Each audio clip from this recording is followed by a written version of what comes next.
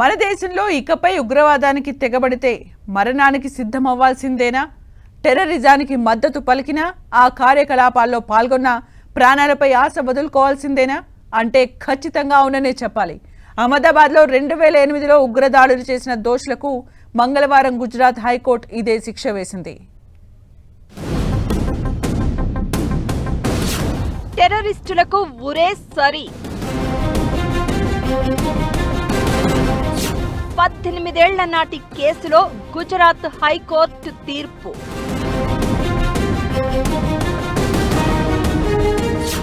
ముప్పై 8 మందికి ఉరి, 11 మందికి యావజ్జీవిత శిక్ష. 2008లో జరిగిన గుజరాత్లోని అహ్మదాబాద్ పేలుళ్ల కేసులో గుజరాత్ హైకోర్టు ఇవాళ సంచలన తీర్పు వెలువరించింది.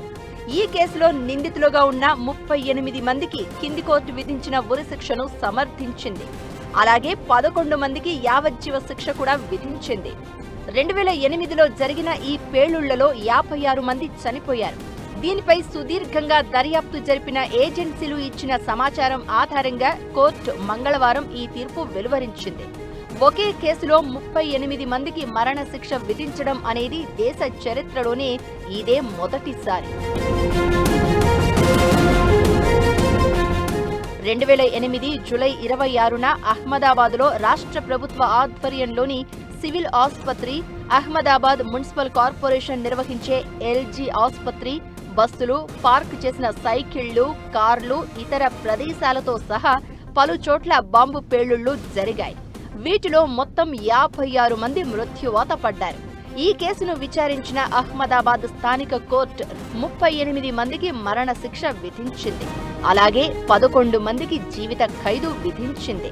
2002లో గుజరాత్లో చోటు చేసుకున్న గోద్రా మారణ కాండకి వ్యతిరేకంగా ఈ బాంబ్ బ్లాస్టులు చేసినట్లు ఇండియన్ ముజాహిద్దీన్, సిమి సంస్థలు ప్రకటించుకోగా గుజరాత్ పోలీసులు ప్రత్యేక విచారణ బృందం ఆ తర్వాత ఈ టెర్రర్ నెట్వర్క్ ని ఛేదించాయి.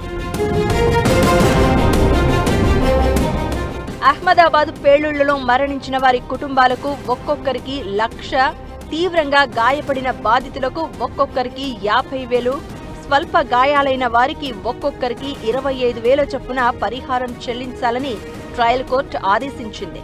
అలాగే దోషులుగా తేలిన 48 మందిలో ఒక్కొక్కరికి 2,85,000 జరిమానా కూడా విధించింది. హత్య, దేశద్రోహం, ప్రభుత్వంపై యుద్ధం ప్రకటించడం వంటి ఐపీసీలోని వివిధ నేరాలతో పాటు పేలుడు పదార్థాల చట్టం కింద నమోదైన నేరాలకు సంబంధించి మొత్తం 78 మంది నిందితులలో 49 మందిని దోషులుగా విచారణ కోర్టు 2022 ఫిబ్రవరి 8న నిర్ధారించింది.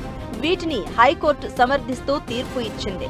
అంతేకాదు గతంలో ట్రయల్ కోర్టు ప్రకటించిన పరిహారాలను మరింత పెంచాలని ఆదేశించింది. మృతుల కుటుంబాలకు 10 లక్షలు, గాయపడిన వారికి 5 లక్షలు పరిహారంగా ఇవ్వాలని ప్రభుత్వాన్ని ఆదేశించింది. మార్చి 31, 2027లోగా పరిహార చెల్లింపుల ప్రక్రియ పూర్తి చేయాలని ఆదేశించింది.